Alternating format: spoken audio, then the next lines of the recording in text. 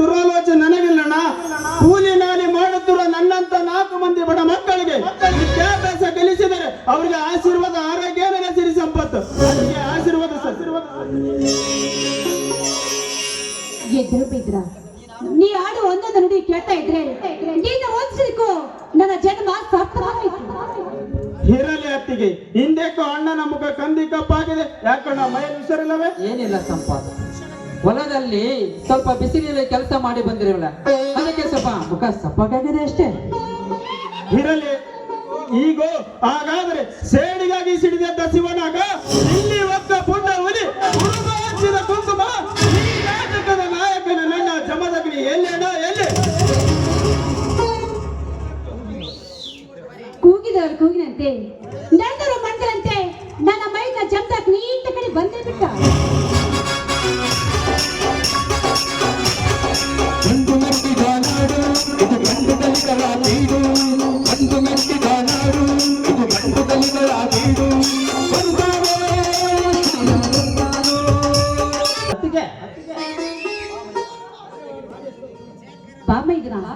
ಈಗ ತಾನೇ ಬಂದಿರ್ವಿ? ಹೌದತ್ತಿಗೆ, ಈಗ ತಾನೇ ಬಂದೆ.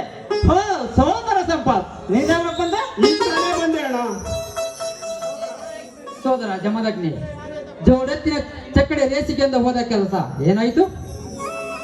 ಹೋದ ಕೆಲಸ ಸಕ್ಸಸ್ ಮಾಡುದ, ಹಿಂತಿರುಗಿ ಬರುವುದು ವೀರ ಕೇಸರಿ ಜಮದಗ್ನಿಯ ಜಾಯಮಾನದಲ್ಲ ಬಂದಲ್ಲ, ಬರುವುದೂ ಇಲ್ಲ. ಅಂದರೆ ನೀನು ಚಕ್ಕಡಿ ರೇಸಿನಲ್ಲಿ ಗೆದ್ದು ಜಯಶಾಲಿಯಾಗಿ ಬಂದಿರುವೆಯಾ? ಜಯಶಾಲಿಯಾಗಿ ಬರುವುದರೊಳಗೆ ಸಂದೇಹವೇ ಇಲ್ಲ ಸೋದರ. ಪ್ರತಿ ವರ್ಷದಂತೆ ಈ ವರ್ಷವೂ ಕೂಡ ಶ್ರೀ ನಂದಿ ಬಂಡಿ ಬಸವೇಶ್ವರ ನಿಮಿತ್ತವಾಗಿ ಏರ್ಪಡಿಸಿದ ಜೋಡೆತ್ತಿನ ಚಕ್ಕಡೆ ರೇಸಿನಲ್ಲಿ ನಮ್ಮ ಹೆತ್ತುಗಳು ಸ್ವತಃ 7 ಹಳ್ಳಿಗೆ ಅರಸನೆನಿಸಿಕೊಂಡಿರುವ ಗೌಡರ ಹೆತ್ತುಗಳನ್ನು ಸೋಲಿಸಿ ವಿಜಯದ ಪತಾಕೆಯನ್ನು ಆರಿಸಿದವು. ಹಣ ಹತ್ತಿಗೆ ನನಗೆ ಆಶೀರ್ವಾದ ಮಾಡಿ.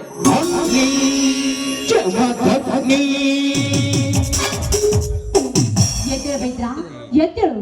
ಒಟ್ಟಿನಲ್ಲಿ ನೀನ್ ಯಾವಾಗ್ಲೂ ಗೆಲುವಿನ ಸದ್ದರಾಗಬೇಕೇನಾದೆ ನಿನ್ನ ಅತ್ತಿಗೆ ಆಸೆ. ನೀರು ಕೊಡ್ರಿ, ನೀರು ಸ್ವಲ್ಪ ಇನ್ನು ಕರ್ಕೊಂಡು ಲೈಟ್